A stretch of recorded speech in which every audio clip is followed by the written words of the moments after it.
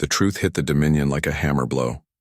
For 30 years, while the aliens thought humans were just a primitive species exploring their own solar system, humanity had been preparing for this exact moment. 30 years? Vexithari said, slowly. You knew we were coming? We knew someone like you would come eventually, Tejo replied. We've been watching the galaxy for a long time. We saw what happened to other worlds. We learned from their mistakes. Ma Young stepped forward on the human command ship. Supreme Overlord, let me explain something about human nature. When we see a predator, we don't just run away. We study it. We learn its weaknesses. We prepare to fight it. The alien leaders' rage was building. You planned this entire trap. Not a trap, Sora said, joining the conversation. A test. We wanted to see if the Dominion was as smart as it was powerful. You failed. Vexithari looked around his command bridge. Half his ships were damaged or destroyed. The others were scattered and confused. His perfect, unstoppable fleet was being beaten by creatures he had called primitives. How? He asked quietly. How did you do this? Tejo smiled sadly. You made the same mistake every bully makes. You thought being strong was the same as being smart. You never asked yourself why a species that could build space stations and travel between stars would have such simple weapons. The weapons were never simple, Dongwu added. They were disguised. Every piece of human technology serves multiple purposes. Our mining equipment can be turned into weapons. Our cargo ships can become warships.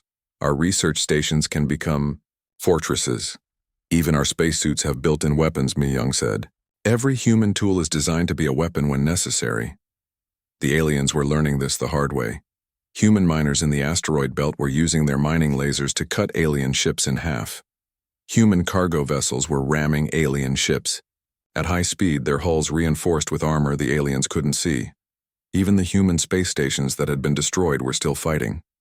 As they broke apart, they released thousands of small drones that continued attacking alien ships, like angry wasps. This is why you never conquered us, Tejo said. Every other species you fought tried to match your strength. They built bigger ships and more powerful weapons. They fought you the way you expected to be fought. But humans don't fight fair. Sora added, we fight to win. Vexithari watched his fleet falling apart around him. Ships that had conquered dozens of worlds were being destroyed by humans using tactics he had never seen before. You want to know our real secret? Tejo asked. It's not our technology, it's not our weapons, it's the way we think. He gestured to the tactical display showing the battle. Every other species you conquered thought like you do. They believed the strongest should rule. They accepted that might makes right. But humans believe something different, Mi Young said. We believe that intelligence beats strength, that creativity beats power, that the will to survive beats the desire to conquer. The battle was turning into a complete disaster for the Dominion. Human ships were everywhere using hit-and-run tactics that the alien fleet couldn't counter. They would attack and disappear before the aliens could respond.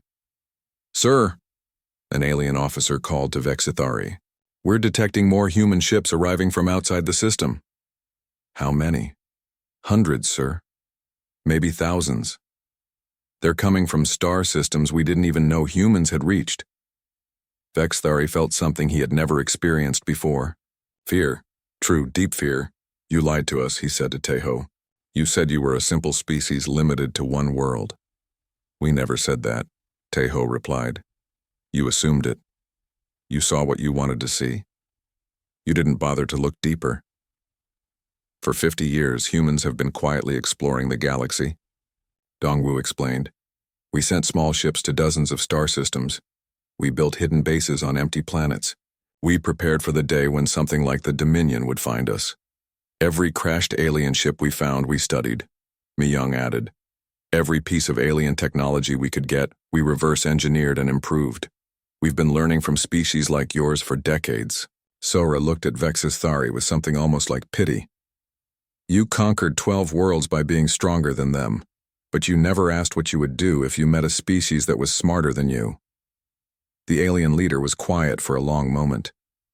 His fleet was being destroyed around him.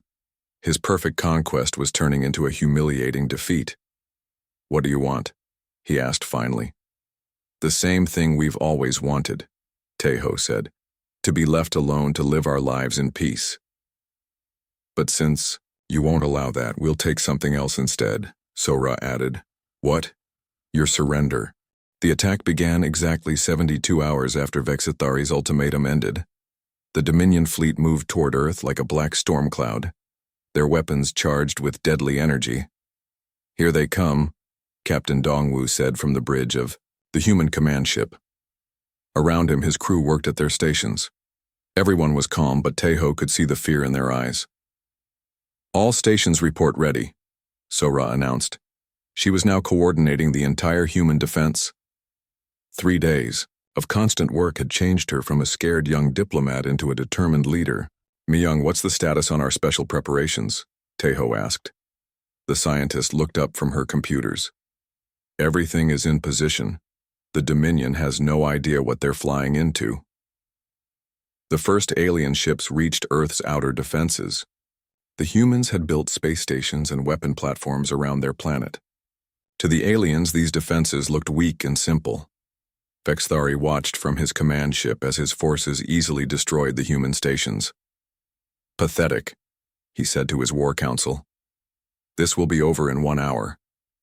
But then something strange happened. When the alien ships destroyed the first human station, it exploded in a way that created a huge cloud of metal pieces. The cloud spread out and surrounded several alien ships. "What is this?" demanded one of the alien commanders. "Just debris from their primitive station," another alien said. "It cannot hurt our shields." They were wrong. The metal pieces were not just debris. They were tiny robots too small for the alien sensors to detect. The robots attached themselves to the alien ships and began to work. They found weak spots in the armor.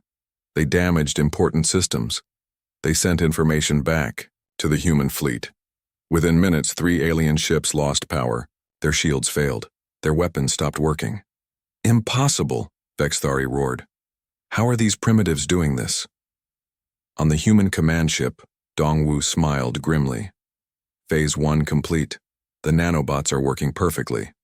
"What's Phase 2? Tejo asked. "You'll see." The alien fleet continued toward Earth, but now they were more careful. They scanned everything for threats. They found more human defense stations and destroyed them from a safe distance.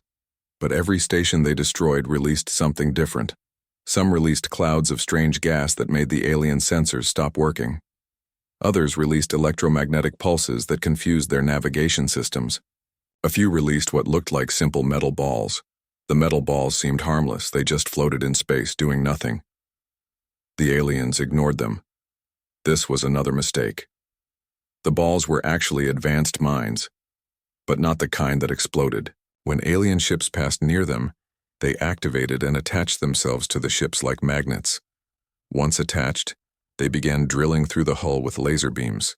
"Sir," an alien technician called to Vexithari, "we're losing ships to some kind of weapon we cannot identify." "How?" Vexithari demanded. "Our shields should stop anything these humans have." "The weapons are too small for the shields to detect. They're getting through and attacking our hull directly." More alien ships began to have problems. Some lost life support. Others found their engines failing.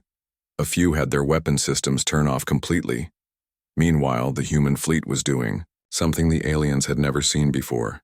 Instead of flying in straight lines and fighting like traditional space forces, the human ships moved in patterns that seemed random and crazy.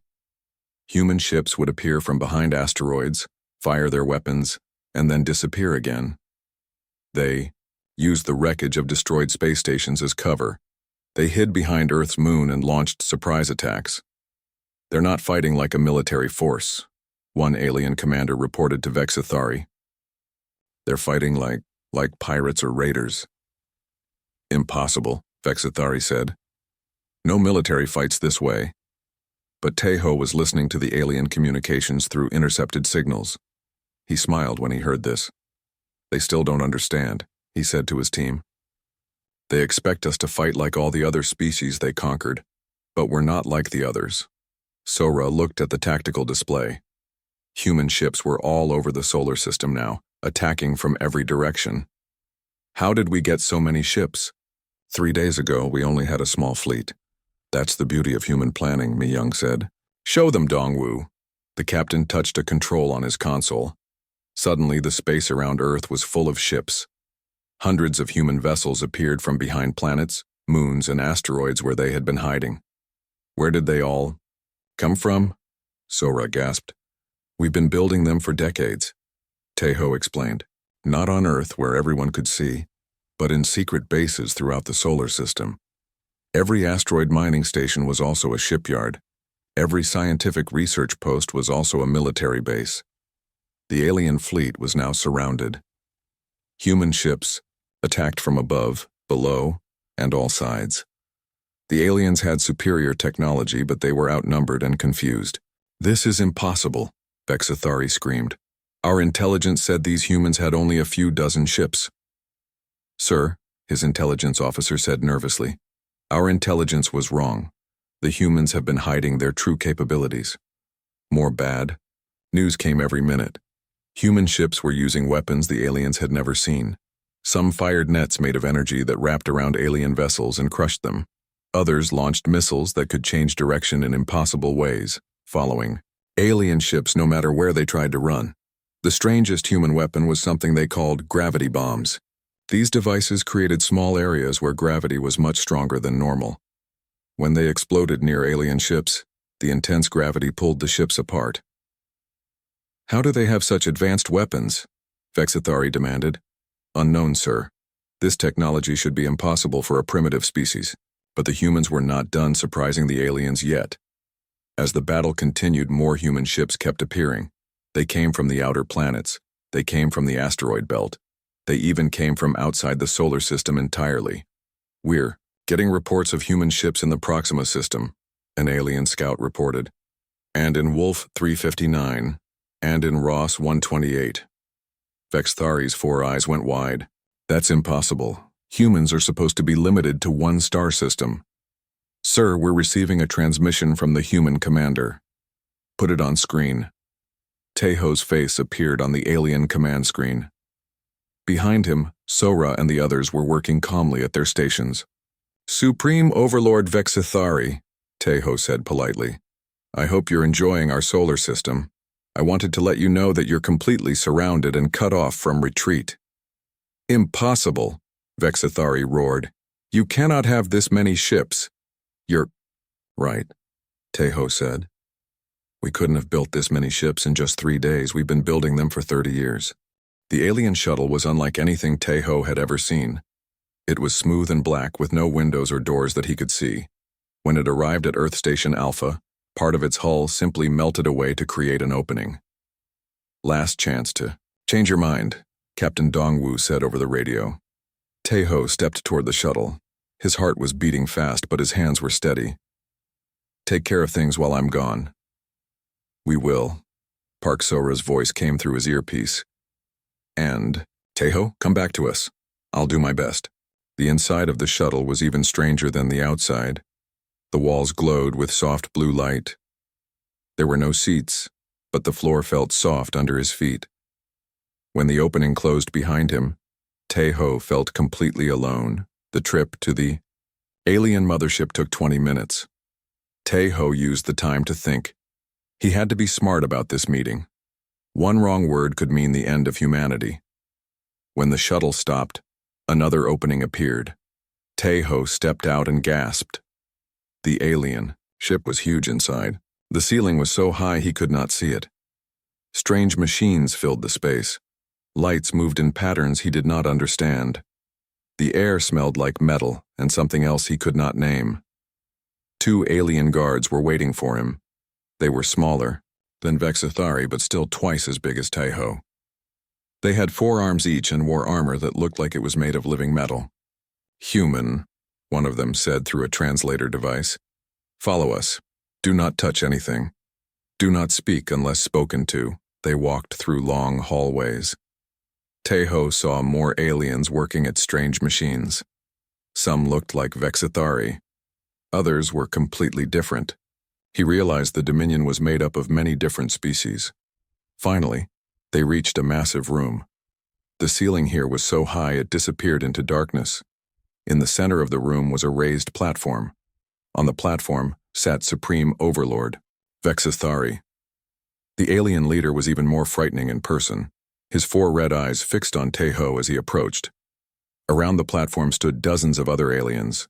This was the War Council. "So," Vexithari said, his voice echoing in the huge room, "the human comes to beg for mercy." "No," Teho said calmly. "I came to talk." Several aliens made sounds that might have been laughter. Vexithari raised one massive hand, and they became quiet. "Talk? What could you possibly have to say that would interest us?" Teho looked around the room. Every alien was staring at him. He was one small human surrounded by creatures that could kill him without thinking about it. But he was not afraid. "Want to understand something?" Teho said. "You've conquered 12 worlds. You've destroyed entire species. Why?" "Because we can," Vexithari said simply. "Because we are strong and they were weak. This is the way of the universe." "Is it?" Teho asked. "Or is it just the way of the Dominion?" One of the aliens on the War Council stepped forward. This one looked like a giant insect with too many legs. "Human, you waste our time with stupid questions. Your world will fall like all the others." Vexithari touched something on his chair. Suddenly, the air above them filled with images. Teho saw worlds burning, cities melting under alien weapons, oceans boiling away to nothing. "This is Kalar Prime," Vexithari said as one image appeared. "They had strong walls and powerful weapons. They lasted 6 days. Another image appeared. "This is the Zephyr system. 3 worlds, 2 billion people. They had a large fleet. They lasted 2 weeks. More images followed. Each one showed destruction, beyond imagination. "The longest any world has held against us was 1 month, Vexithari said. "They were called the Titan Empire. They thought they were the strongest warriors in the galaxy. We proved them wrong." The images disappeared. Vexithari leaned forward in his chair. "Your species is weak, human. Your technology is like toys compared to ours. Your military is tiny. Your weapons cannot even scratch our shields. Why do you waste our time instead of accepting what must happen?" Back on Earth Station Alpha, Sora and the others were watching everything through Teho's hidden camera. Mi Young was recording every word, every image. "He's getting them to show off," Mi Young whispered. "Smart. The more they tell us, the more we learn about their capabilities."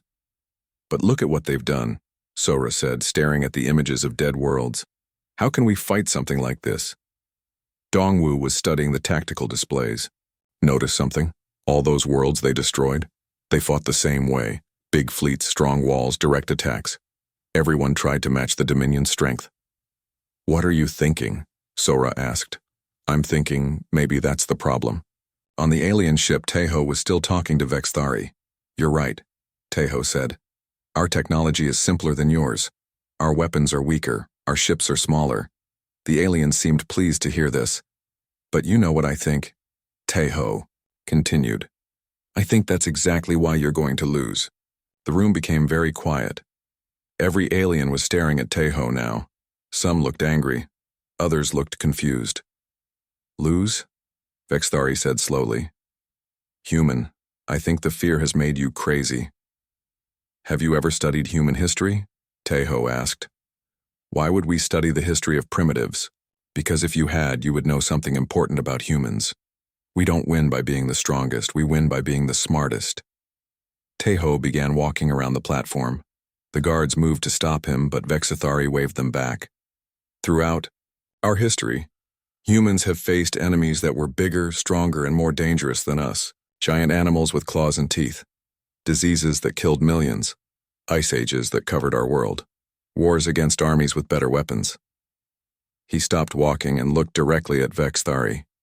"And you know what happened every time? We survived, not by being stronger, but by being smarter, by adapting, by finding ways to turn our enemy's strength against them." "Pretty words," said the insect-like alien. "But words do not stop plasma cannons." No, Teho agreed. But they can stop the beings who fire them. He reached into his pocket. Every weapon in the room was suddenly pointed at him, but he only pulled out a small device. This is a recording device, he said calmly. Everything that has happened here is being broadcast to every human settlement in our solar system. Every colony, every ship, every station. Vexathari's eyes blazed brighter. You dare to spy on us? I dare to let my people see what they're facing, Teho said. You wanted to. Show us how powerful you are. Well, now every human knows exactly what the Dominion is capable of. And what good will that do them? Vexathari asked. Now they know they cannot win. Now they will be even more afraid. Teho smiled. It was not a nice smile. You really don't understand humans at all, do you? You think showing us how dangerous you are will make us surrender, but you've just made a terrible mistake. What mistake? You've given us a reason to fight. The alien leader stood up. He was enormous, towering over Teho like a living mountain. Fight? You? With your toy weapons and primitive ships? Yes, Teho said quietly. Because you asked us a question when you first arrived. You asked if we want war. And now I'm going to give you our answer. He looked around the room at all the aliens staring at him. When he spoke again, his voice was calm but strong. You want to know if humans want war? The answer is simple. We don't want war. We never want war. But if war is what you bring to our home, then war is what you'll get. He stepped closer to Vexathari's platform. But understand this, Supreme Overlord. Those other 12 worlds you conquered, they fought you like you expected them to fight. They tried to match your strength with their strength. They played by your rules. Teho's eyes were hard as steel. Humans don't play by anyone's rules but our own. We don't just fight wars, Vexathari. We end them. The silence in the room was complete. Every alien was staring at this small human, who dared to threaten the mighty Dominion. Finally, Vexathari began to laugh. The sound filled the enormous room. You are either the bravest creature I have ever met, or the most foolish. Very well, human. You want war? You shall have it. The alien leader sat back down in his chair. Return to your people. Tell them their fate is sealed. In 72 hours, the Dominion will begin the conquest of Earth. And when it is over, I will remember this conversation as we decide how quickly your species dies. Teho bowed slightly. I'll be sure to tell them, but I think you're going to be the one who remembers this conversation, Supreme Overlord, because this is the moment when you sealed your own fate. As the guards led him away, Teho heard Vexathari's laughter echoing behind him. The alien had no idea that he had just made the biggest mistake in Dominion history. He had asked humans if they wanted war, and now he was going to find out what that really meant. The morning started like any other day on Earth Station Alpha. Kim Teho was drinking his coffee and reading reports when the alarms began screaming throughout the station. Red lights flashed everywhere. People ran in the hallways. Sir. Park. Sora burst into his office. Her face was white with fear.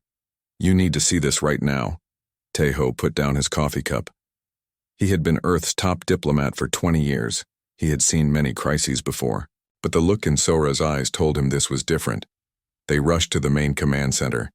Captain Lee Dongwu was already there, staring at the huge viewing screen. What Teho saw made his blood run cold. Ships. Massive alien ships surrounded Earth. There were hundreds of them.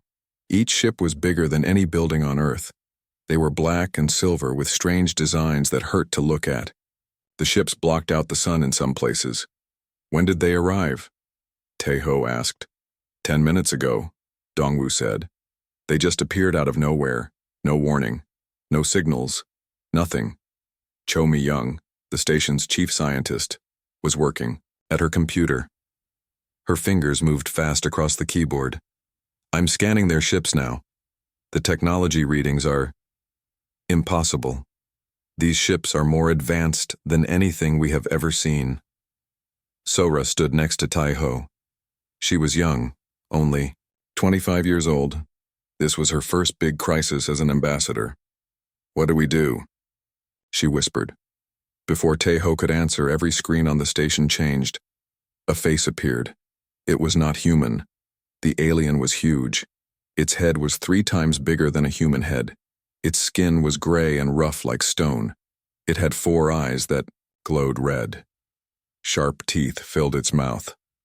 When it spoke, its voice was deep and scary. "Humans of Earth," the alien said. "I am Supreme Overlord Vexthari of the Galactic Dominion. We have come to your world with an offer." The alien's mouth moved, but the words came from a machine translator. The voice sounded cold and empty. "For 1,000 years the Dominion has brought order to the galaxy. We have conquered 12 star systems. We have ruled over hundreds of worlds. Now it is your turn." Tejo felt his hands shake. He made fists to stop the shaking. Around him, everyone was quiet. Even the machines seemed to make less noise. "You will submit to Dominion rule," Vexthari continued. "You will give us your resources. You will become our servants. You will work for us. This is not a request. This is the way things will be." The alien leaned forward. Its red eyes seemed to look right at Tejo through the screen. "But we are not without mercy. We give you a choice. Submit now, and your people will live as our slaves. You will be fed. You will be given shelter. Your children will serve us, and their children will serve us forever." Zora grabbed Tejo's arm. Her hand was cold and shaking. "Or," the alien said, "you can refuse. You can fight us. You can try to resist, and we will destroy every human. We will burn your cities. We will poison your oceans. We will crack your planet like an egg. Nothing will remain. Not even your bones will survive." Pictures appeared on the screen. Tejo saw dead worlds, planets that were nothing but rock and dust, cities turned to glass, oceans that were black and empty. "This is what happens to those who say no to the Dominion," Vexthari said. 12 worlds have tried to fight us. 12 worlds are now dead. Do not become the 13th. The alien stood up. It was even bigger than Tejo had thought. It must have been 10 feet tall. "You have 72 of your Earth hours to decide. When that time ends, you will give us your answer. Choose wisely, humans. This is the only choice you will ever get." The screen went black. For a long moment, nobody spoke. The only sound was the hum of the station's machines. 72 hours, Dongwu said finally. 3 days to decide the fate of our entire species. "What are our options?" Sora asked. Her voice was small and scared. Mi Young looked up from her computer. "I've finished scanning their ships. They have weapons that could destroy our planet in minutes. Their shields are stronger than anything we can break. Their technology is at least 500 years ahead of ours. So we have no choice," Sora said. "We have to surrender." "No." Tejo's voice was quiet but firm. "We always have a choice." Everyone looked at him. He walked to the viewing screen and stared out at the alien ships. "I need to speak with them," he said. "Sir?" Dongwu stepped forward. "You want to talk to those things?" "Yes. I want to request a meeting with their leader." "That's suicide," Mi Young said. "They'll kill you the moment you step onto their ship." Tejo turned around to face his team. These people trusted him. They looked to him for answers. He had to be strong for them. "Maybe," he said. "But I need to look this Vexthari in the eyes. I need to understand what we're really dealing with." "What will you say to them?" Sora, as Tejo was quiet for a moment. He thought about Earth. He thought about all the humans living their lives below, not knowing that their world might end in 3 days. He thought about children playing in parks. He thought about families having dinner together. He thought about everything that made humanity special. "I'll tell them the truth," he said finally. "What truth?" Dongwu asked. "That they've made a mistake coming here." Sora stared at him. "A mistake? Did you see their ships? Did you hear what they said? They've destroyed 12 worlds." "I heard them," Tejo said. "But they don't understand humans. They think we're weak because our technology is simple. They think we're afraid because we're small. They think we'll give up because the odds are against us." He walked back to his desk and opened a drawer. Inside was a small photo of his daughter. She was 5 years old, playing in a field of flowers. They don't know that humans have survived ice ages and plagues and wars. They don't know that we fight hardest when we have the most to lose. They don't know that we would rather die free than live as slaves. Mi-young was typing again. Sir, I'm getting readings from their main ship. If you're serious about this meeting, I can try to send them a message. Do it. What should I tell them? Taeho looked out at the alien fleet one more time. The ships were dark against the stars. They looked like death itself hanging in space above his home. Tell them that the human representative requests an audience with Supreme Overlord Vexithari. Tell them we have something important to discuss before we give our final answer. Mi-young sent the message. They waited. After 10 minutes, the alien's face appeared on the screen again. Human, Vexithari said. You wish to speak with me? Yes, Taeho said.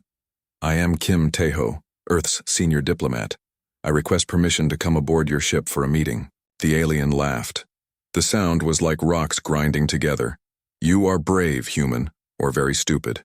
Very well. You may come, but you come alone, and you come unarmed. Any tricks, and your planet dies immediately. Understood. A shuttle will come for you in 1 hour. Do not keep me waiting. The screen went black again. Sora grabbed Taeho's arm. You can't do this, it's too dangerous. Someone has to, Taeho said. And I'm the best choice we have. He looked around at his team. These were good people, smart people, brave people. If humanity had any hope, it would come from people like them.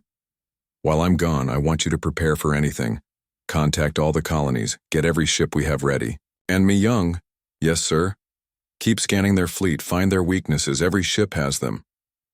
What if you don't come back? Dongwu asked. Taeho smiled. It was not a happy smile, but it was not afraid either. Then make them regret ever coming to our solar system. 3 hours later, Supreme Overlord Vexithari stood in the human command ship as a prisoner. His mighty fleet was scattered wreckage floating in Earth's solar system. The few alien ships that survived had surrendered rather than be destroyed. The great conqueror of 12 worlds was now just a defeated enemy in a simple human spacecraft. I don't understand, Vexithari said quietly. How did a primitive species defeat the Dominion? Park So-ra, now officially Earth's senior diplomat, sat across from him at a simple metal table. She looked very young compared to the massive alien, but her eyes were hard and confident. We're not primitive, she said. We're different. You never learned the difference. Taeho entered the room carrying a data pad. We've finished counting the damage to your fleet. 80% destroyed, 15% captured, 5% allowed to escape so they can carry a message back to the rest of the Dominion. What message? Vexithari asked. That the age of Dominion conquest is over. Captain Dongwu joined them, along with Mi-young. The entire human leadership team was now gathered around the defeated alien leader. We've been in contact with the other star systems, Dongwu reported. Human fleets are moving to protect the worlds you haven't conquered yet. No more species will face what we faced. You cannot police the entire galaxy, Vexithari said. We don't need to, Mi-young replied. We just need to protect the innocent and stop the bullies. She activated a holographic display showing the galaxy. Red dots marked Dominion-controlled systems. Blue dots showed human presence. As of right now, every Dominion world is surrounded by human ships, she explained. Not to conquer them, but to make sure they don't attack anyone else. Vexithari stared at the display. Human ships were everywhere. In just a few hours, they had moved to every corner of Dominion space. How? He whispered. The same way we've done everything else, Taeho said. By being prepared. Those weren't just exploration ships we sent out over the past 50 years. They were the beginning of a defense network that spans half the galaxy. So-ra leaned forward. Every species you conquered thought they had to face you alone. But humans understand something you don't. We're stronger when we work together. We've been in secret contact with resistance groups on every world you control, Dongwu added. They're ready to fight for their freedom. All they needed was someone to show them it was possible to win. The alien leader looked older suddenly, smaller. The defeat had broken something inside him. "What happens now?" he asked. "Now you have a choice," Tejo said. "The same choice you gave us 3 days ago." He stood up and walked to the window. Outside, human ships patrolled the wreckage of the alien fleet. "You can choose to change, to stop conquering, to let the worlds you control go free, to become part of a galaxy where different species work together instead of fighting each other. Or, Vexthari asked. "Or you can choose to keep fighting," Sora said. "And we'll keep stopping you. Every time. Everywhere. Until the Dominion is nothing but a bad memory." "The difference between us and you," Mi-young said, "is that we're offering you a real choice.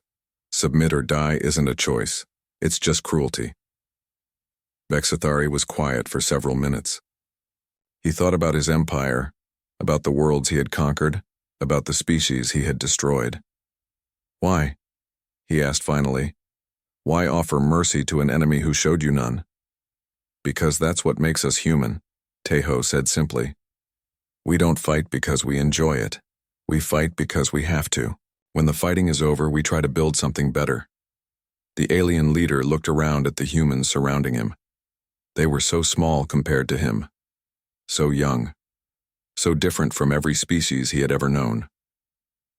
"You asked us if we wanted war," Sora said. "Now we're asking you, do you want peace?" Vexthari closed his 4 eyes. When he opened them again, something had changed.